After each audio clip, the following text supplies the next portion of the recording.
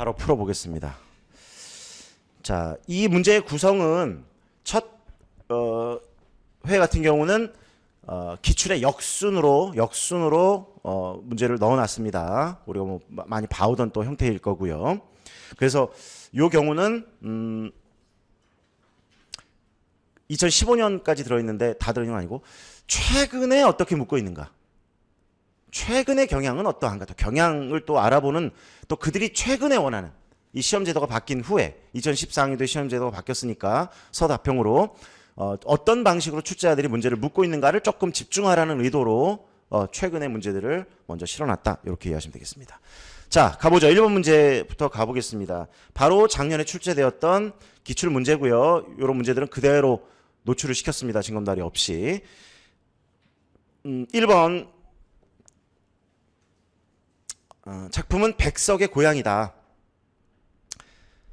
다음을 읽고 시적 화자의 정세에 대하여 작성어에 따라 서술하시오. 따라로 바꿔주시고요. 문제가 어렵지는 않았습니다. 작년 문제가 조금 상당히 그 평이한, 기본적으로 독해력, 작품 분석력을 어느 정도만 조금 발휘하면 풀 수 있었던 문제였는데, 약간의 그 두 번째 작성 방법과 관련해서 약간의 논란은 좀 여전히 있었던 부분, 어떤 용어를 써야 하는 것인지 아닌지에 대한 이런 좀 고민들이 아마 있었을 것으로 봅니다. 풀면서 확인해 보죠. 일단 핵심은 뭐냐면 시적 화자의 정서라는 부분이에요. 그러면 이것은 사실은 문학 이론과 관련되어 있죠. 자, 여기서 그러면 몇 가지 다시 확인하고 갑니다. 우리가 1월부터 6월까지 공부했던 내용들을 다시 재점검하고 확인합니다.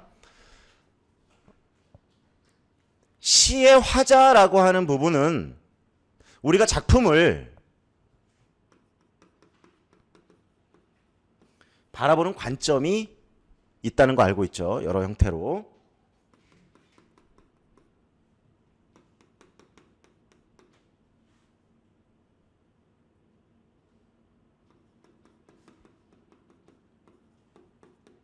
이렇게 볼 수 있을 것 같아요. 이름을 굳이 붙인다면.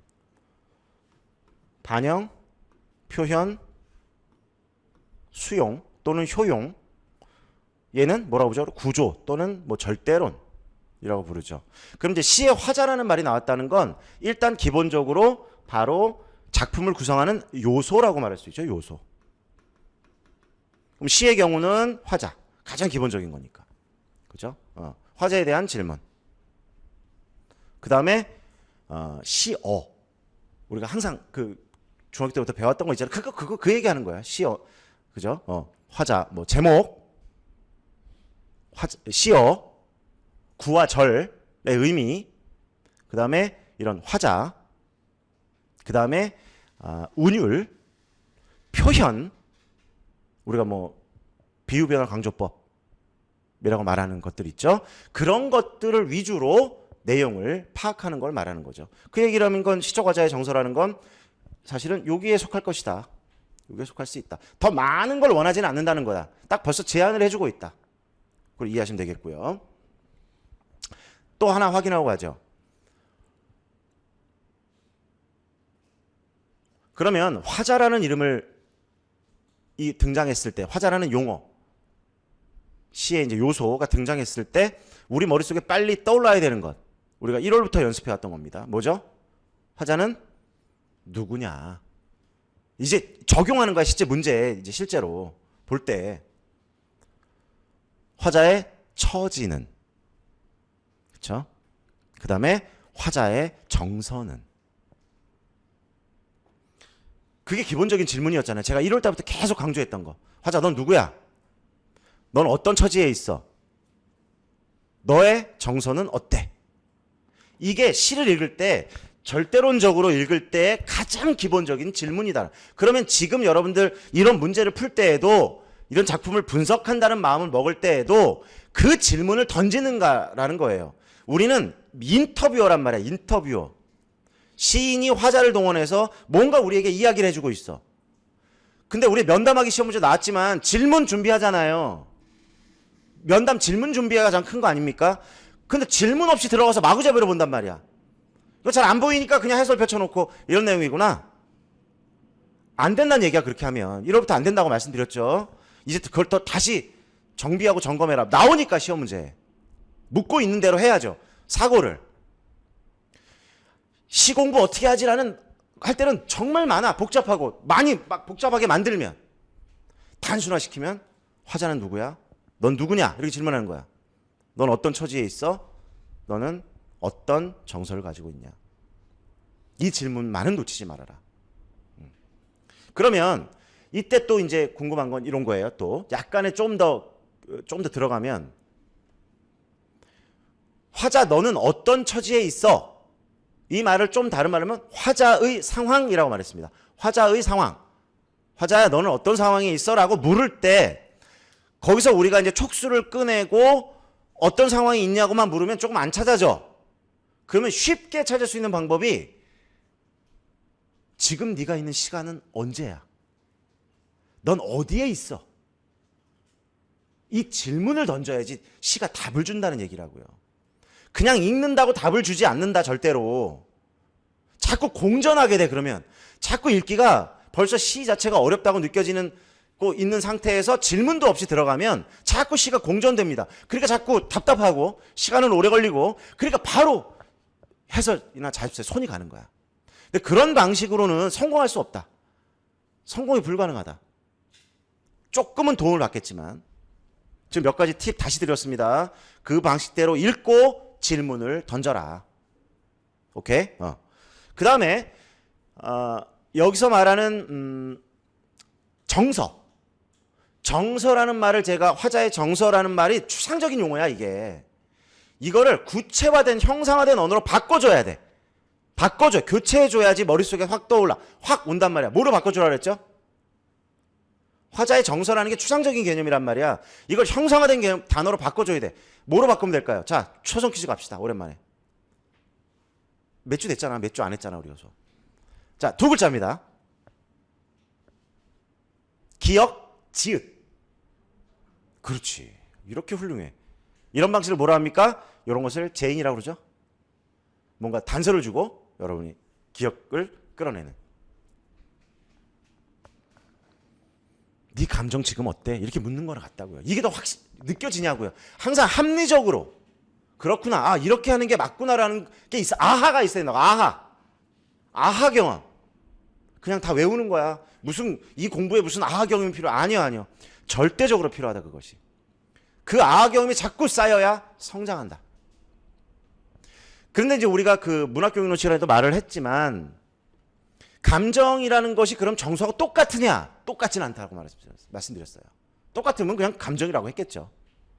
그래서 감정이 조금 더 그러면 감정과 정서가 달라? 그러면 감정이 뭐지? 라고 분명히 알겠죠. 감정은 뭐냐? 여러분을 보시면 돼. 여러분 스스로의 마음을 보시면 돼. 내 마음에서 지금 일어나고 있는 것들.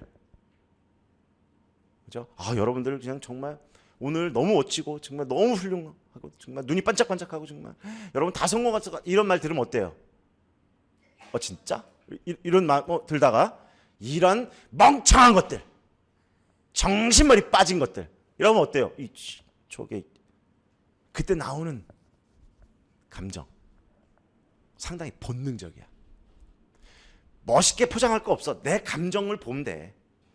내 감정을 보면 돼. 뭐 예를 들어서 딱 쉬는 시간에 1층에 내려가서 편의점에 가서 뭐 좀 사려고 그랬더니 아저씨가 쳐다보지도 않고 딴짓하고 있어. 계속. 나 빨리 사야 되는데. 그럼 어떤 감정이 들어요? 저 아저씨 왜 저래? 뭔가 불편한 감정, 마이너스적인 감정인 거야. 그게 리얼한 본능적인 감정인 거야. 본능적인 감정. 그런데 문학에서의 감정이란, 시에서의 감정이란 조금 더 윤색된, 한번 프리즘을 거친. 이해되시나? 그러니까 우리가 예를 들어서 내 감정을 상대에게 막 직격 표현해버리면 문제가 많이 생기잖아. 그러니까 스스로가 뭔가 그렇게 할 때 뭔가 통제하잖아요. 그리고 나온 감정은 감정인데 내 본능이 그대로 직결된 걸 감정이라고 하고 그게 한 번쯤 순화된 거. 그것을 우리가 정서라고 부른다. 그러니까 복잡하게 생각할 건 없어. 그냥 감정이라고 생각하면 돼. 그래서 어떤 감정을 갖고 있는가. 이해됐죠? 그리고 시의 화자 그러면 우리가 또 이론적인 거 떠올려야 할 필요가 있다고 그랬습니다. 시의 화자는 시인의 대리인이다라는 말을 했죠. 시인의 대리인이다. 그런데 시인과 화자가 거일치하는 경우도 있고 그렇지 않은 경우도 있다. 이렇게 일단 크게 둘로 대분하죠. 대체로 그래서 우리가 시인과 화자 아무리 일치한다 해도 어찌됐건 한 번쯤은 또 이렇게 걸러진 대상이지만 일치하는 경우를 우리가 보통 이육사는 윤동주 선생을 이야기한다. 자기의 삶과 자기 진짜 본인의 삶과 시의 내용이 일치하는 경우 흔치 않아요. 그러면 대체로는 시인과 화자는 단절되어 있는 다른, 그래서 우리가 화자를 다른 말로 페르소나라고 부르는 퍼소나 또는 페르소나, 가면이라는 이름입니다. 가면. 화자가 가면을 쓰고 그 가면의 목소리로 독자에게 이야기를 하는 것이다. 그러면 이유가 있어야 될 거 아닙니까? 이런 거 얼마든지 물어볼 수 있어요. 이런 정도의 이론은 물어볼 수 있습니다. 화자는 왜, 아니 시인은 왜 화자라고 하는 페르소나를 사용할까? 더 쉬운 말로 하면 시인은 왜 화자라는 가면을 쓰는 것일까? 왜 그럴까요? 1번 복면가왕에 나가려고. 아니겠지? 뭘까요? 여러 번 설명했는데 왜 시인은 가면을 쓰는 것일까? 그럴 때는 예를 들면, 항상 예를 들면을 찾아야 돼. 안 그러면 자꾸 외우게 돼. 근데 이거는 저장 용량이 한계가 있단 말이야. 단순히 외우는 건. 그냥 자꾸 휘발되는 거야, 휘발. 근데 예를 통해 이해하고 있으면 그 예가 실제예요. 그러면 인간의 뇌는 그 예라는 게 바로 스토리야. 이야기를 통해 하면 기억이 오래 남고 장기 기억으로 가기 때문에. 자, 예를 들어보죠. 아주 쉬운 예. 김소월의 진달래꽃 이렇게만 얘기하면 바로 되죠. 바로 꺼내지죠. 화자는 여성적 화자야. 근데 시인은 남자야. 그러면 여성의 가면을 쓴 거란 말이야. 왜? 왜 썼는가? 왜 썼을까? 또는 정철이 훈민가에서 농민의 이야기를 해요. 그건 농민의 가면을 쓴 거야. 예를 들어서 왜? 왜 썼을까요? 독자 때문이야. 내 시를 읽을 사람, 내 시를 읽을 사람이 이 시인이 너무 강력하게 부각이 되면, 시인은 직업이 시인이거든. 물론 농부이면서 시인도 있지만 직업적 시인일 가능성이 높아요. 그러면 그 사람에 대한 정보가 있을 가능성이 있다면 시가 안 읽히는 거야. 농부가 아닌데, 저 시인은 농부가 아니면서, 저 시인은 남자이면서 여자 얘기를 하네? 그러면 자꾸 간섭을 하는 거야. 읽기를 방해합니다. 독자의 읽기를 방해하게 된다. 그래서 여성의 가면을 쓴 거야. 화자가 여성처럼. 그리고 여성적 어조로 이별을 이야기하고 그 한을 얘기한다. 그러면 독자는 착각을 하는 겁니다. 잠시. 시인이 아니라 이 시 속에 등장하는 여성의 이야기를 듣는 효과가 있는 거죠. 그렇게 되면 독자가 더 집중하게 되고 몰입하게 되고 그 시 속의 화자의 말에 귀를 기울이게 되는 거죠. 정말 기본적인 거예요. 정말 상식적이고.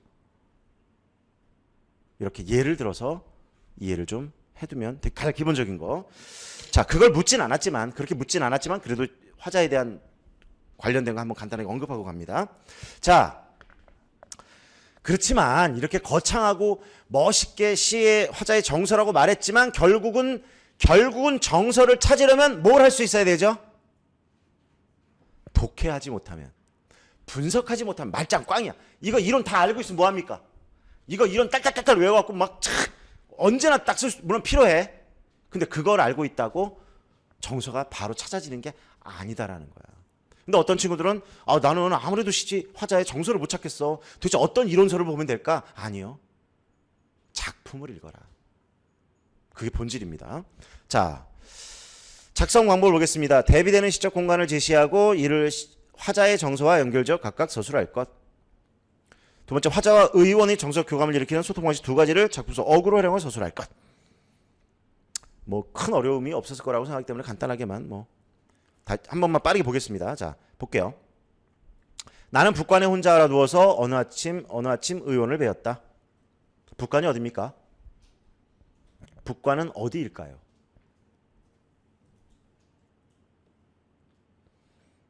이 작품 1936년도에 발표됐죠. 거의 70년이 지났습니다. 그렇죠? 그 여러분 고향이라는 작품 매우 익숙하죠? 모르는 사람 없을 겁니다. 근데 북관이 어디입니까? 왜 관심이 있었나요? 정말 이 시를 알고 있나? 뭘 알고 있다는 거지? 아, 백석이라는 시인은 그죠? 고향을 노래한 고향의 그런 잃어버린 고향에 대한 어떤 변해버린 고향에 대한 아쉬움을 갖고 있는 그 다 이론서에 나온 해설서에 나오는 내용들이죠. 근데 정작 시 속에 나오는 북관, 정작 그냥 시 자체를 얼마나 우리가 보려 했을까? 그래서 우리가 익숙함의 함정에 빠지면 알고 있다고 생각하는 데에서 시험에서 뒤통수 맞는 거야. 북관은 한 번만 찾아보면 되거든. 손가락 아프냐? 여러분 잘하잖아, 양쪽으로 막 요거 한 번만 북관 한 번만 치면 나와요. 왜 이야기를 하냐면 여러분 탓하는 게 아니라 우리가 어디에 관심을 갖고 있었고 도대체 어디에 집중하고 있었던 것인가에 대해서 한 번쯤 우리가 점검을 해야지. 점검을 해야 조정이 될 거 아닙니까? 다음번에. 그죠? 여러분을 제가 탓하는 거야? 아니에요. 탓하는 거 아니야. 한 번쯤 우리가 자꾸 상위인지 해보자. 북관은 함경도를 이야기합니다. 함경도. 함경도 어디야? 함경도 우리가 맨날 수업할 때 했던 얘기는 아이고 지워졌네. 어디입니까? 자, 이지선다. 1 함경도, 2 함경도. 정답은 어디일까요? 북한은 관심 없어요? 남쪽도 다 못 가봤는데. 내가 우리 집 밖을 벗어난 적이 없는데 내가 북한까지 내가 알아야 되냐? 그러지 마시고 1번, 2번 선택하세요. 그냥 이지선다. 정답은 2번. 네, 맞습니다. 2번 함경도. 그러면 중간에 내려오면 여기는 밖에를 볼 게 없다고 그랬어. 바깥에 게 안 봐도 돼. 이 안에서 해결하라고 그런 거야. 일단 중간에 이 의원이 묻죠. 고향이 어디냐고. 어디래? 그렇지. 여기죠? 여기 와 있는 거야. 문제를 푸는데 직접 영향이 있느냐? 있기도 공간이 있기 때문에 있지만 내가 그냥 시를 공부한다고 했을 때 제가 그래서 시어에 대한 우습게 여기지 말자. 스킵해야 될 것도 있지만 그죠? 평소에 우리가 관심을 가져야 한다라고 말씀드렸습니다. 나는 함경도 어느 곳에 혼자 알아 누워서 아픈 거죠. 어느 아침 의원을 만났다. 의원은 열애 같은 상을 하고 관공에 수염을 드리워서 벌써 이 표현 자체가 열애 같은 상이라는 것 자체가 일단은 부처님 같은 인자함, 자비스러움, 이미 마음을 녹이고 있어. 아무 말도 안 했는데 딱 들어오자마자. 그죠? 이런 의사를 우리가 뭐라 그래요? 이런 의사를 우리가 명의라고 부르는 겁니다. 진맥하지 않고 문진. 우리가 의사분들이 문진한다고 그러죠? 문진하고 진맥하고 뭐 검사하고 보통 병원들이 그래요. 그런데 진짜 의원들은 딱 만나자마자부터 벌써 환자의 병도 중요하지만 마음을 어루만져 주는 게 중요하거든. 이 의원 찾아가 봤으면 좋겠어요. 지금 살아계실까요? 살아계시진 않겠죠. 관공의 수염을 드리워서, 그럼 관공 연상을 하고 있죠. 수염을 길게 늘어뜨린, 이게 관공 그러면 관우인데 그러면 칼을 들고 왔다는 거야? 이게 아니라 열애와 관공이 겹쳐진 상태, 수염이 긴 인자한 어떤 노인네, 이렇게 형상화시킬 수 있는 거죠. 먼 옛적 어느 나라 또 신선 세 가지죠. 신선. 벌써 세 가지의 용어를 통해서 나는 마음이 편안해졌다는 걸 확인할 수 있어요. 뭐 하기만 했죠? 지금 요걸 어떻게 한 거죠? 요런 걸 뭐라 그래요, 우리가? 열애 같은 상을 하고 있어. 우리로 하여금 뭔가 떠오르게 만들죠. 그다음에 광공 같은 수염 뭔가 떠오르고. 근데 사실은 이게 한 사람이잖아. 한 사람의 모습을 열애와 같이 모습, 광공과 같은 수염, 신성과 같은 어떤 뭐 이렇게 뭐 옷 같은 거 입고 막 이렇게 이런 모습, 이런 거를 우리가 뭐라고 부르죠? 그 대상을 묘사하고 있죠. 그대로야. 그냥 그대로 읽어내자는 거야. 우리가 알고 있는 거 쓰자. 제발 천재들아. 이봐 천재들아. 그죠? 김배러 과자 쓰라. 이봐 천재들아. 그죠? 그럼 벌써 이런 묘사를 통해서 감정이 편안해지고 있다는 거. 그거 아닙니까? 편안한 마음이 되었다는 거. 묘사를 통해 보여주고 있다. 새끼 손톱 길게 돋은 손을 내요. 묵묵하니 한참 맥을. 이거는 좀 이건 묘사하긴 했는데 이게 마음을 편하게 하는 것 같은. 이건 약간 좀 그렇지 않을까요? 좀 길게 새끼 손톱이 길게 손은 좀 약간 어떤 뭐 알 수 없지만 뭐였을까? 새끼 손톱만 긴 거는 뭐 엄지 손톱이 긴 건 이해돼. 이건 기타를 이 의원이 기타 치는 거 좋아했다면 엄지는 괜찮은데 새끼 손톱이 긴 거는 이해가 조금 잘 안 되는 부분이 있어요. 아, 있다. 요거 코 파거나 이렇게 귀 파거나 할 때는 좀 유용할 텐데. 묵묵하니 한참 맥을 짚더니 대사가 하나도 없어요. 여기까지. 대사가 하나도 없어. 아무 말도 안 하고 이 행동을 하고 있죠. 이거 그러니까 위에는 묘사고요. 맥을 짚는 건 손을 들어 맥을 짚는 건 행동하고 있죠. 아무 말이 안 나왔어요. 여기까지. 아무런 대화가 없어요. 그냥 묘사, 모습과 행동. 그죠? 그러면서 문득 물어 고향이 어디냐 한다. 이제 말을 하기 시작하는 거죠. 평안도 정주한 곳이라고 한즉 이제 대화가 시작됐죠. 그러면 아무기 이제 대화가 계속되는 거야. 아냐? 한즉 우효는 빙긋이 웃음을 띠고 막역지간이라며 웃음을 쓴다. 여기는 대화와 행동이 겹쳐져 있죠. 수염을 쓱 웃으면서 그 인자한 웃음을 띠면서 띠는 모습과 고향이 어디냐, 어디 아파요 이렇게 보내야 될 거 아닙니까? 그죠? 이거 자체가 여기에서 아파. 우리가 이거 상상하면 되잖아. 내가 아픈데 지금 집에 없어. 어느 먼 곳에서 혼자 아파. 그러면 그 아픔이 더 심화되죠. 그런데 상대의 모습이 시선 같고 열애 같고 관우 같고.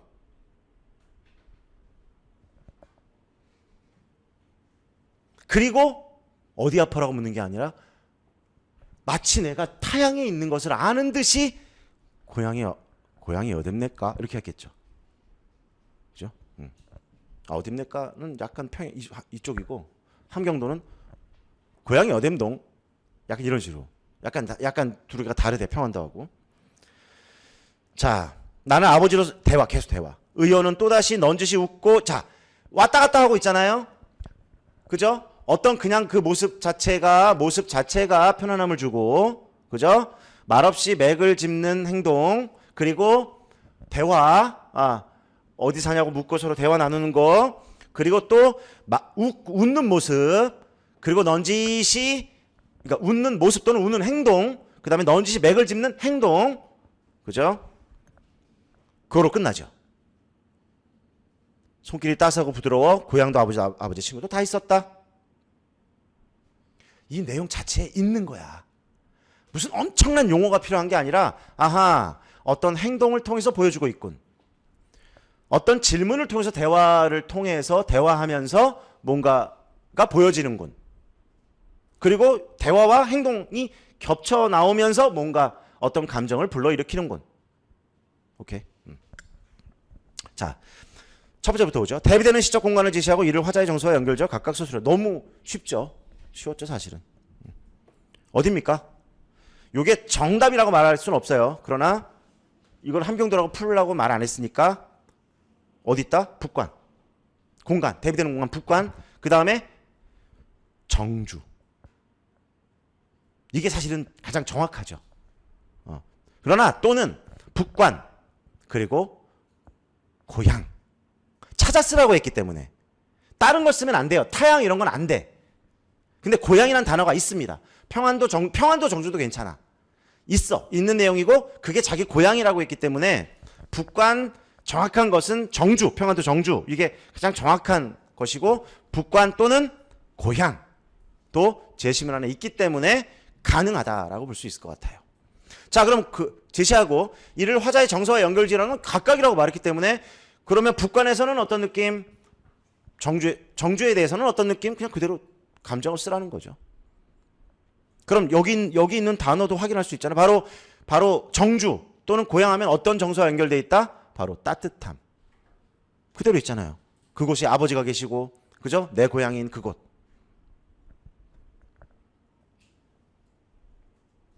북관은 벌써 외롭고, 그죠? 낯설고 외로움 정도가 되겠죠. 간단하게 하면 끝이야. 그러면 뭐 큰 어려움 없었죠. 다만 여러분이 답을 모른다는 게 아니라니까. 답은 여기저기 얼마든지 떨궈져 있다는 얘기야. 도대체 어떤 과정을 거치면 좋을까? 이 문제가 쉬우니까 쉽게 찾아야지. 조금만 꼬면, 조금만 뒤틀면 난이도는 금방 바뀌어. 그래서 그 본질을 잊지 말자. 두 번째, 화자와 의원의 정서적 교감을 일으키는 소통 방식 두 가지를 작품 속 어구를 활용하여 서술할 것. 여기에 이제 소통 방식이라고 말했기 때문에 뭐 무슨 어떤 전문적인 용어가 나와야 된다고 막 스트레스 받지 말라는 거예요. 작품 속 어구만 있으면 되는 거야. 작품 속 어구만. 자, 어떻게가 중요한 거죠? 방금 우리가 다 했어. 그런데 뭐죠? 의원의 모습, 그죠? 맥을 짚는 행위, 빙긋이 웃는 행위, 그죠? 의원의 열애, 관공, 신선 같은 모습, 요런 걸 쓰라는 거야. 어구라니까 요런 단어나 구를 사용해서 문제를 풀어라 이 얘기입니다. 그렇게 안 하면 틀리게 할 거야 라는 조건이에요. 어기지 마 라는 거예요. 맞죠? 있는 그대로. 모습 그러면 신선, 뭐 관공 그 모습. 맥을 짚는 행위, 빙긋이 웃는 행위를 통해서 따뜻함의 정서가 교감되고 있죠. 또 하나는 방금 말했던 것처럼 고향이 어디냐라는 이런 물음, 정주라는 대답, 바로 대화죠. 고향이 어디냐는 물음과 고향이 정주라는 이런 대답, 그걸 통해서 정서적 교감이 일어난다라고 쓰면 정답이란 얘기예요. 예시답이라는 거죠.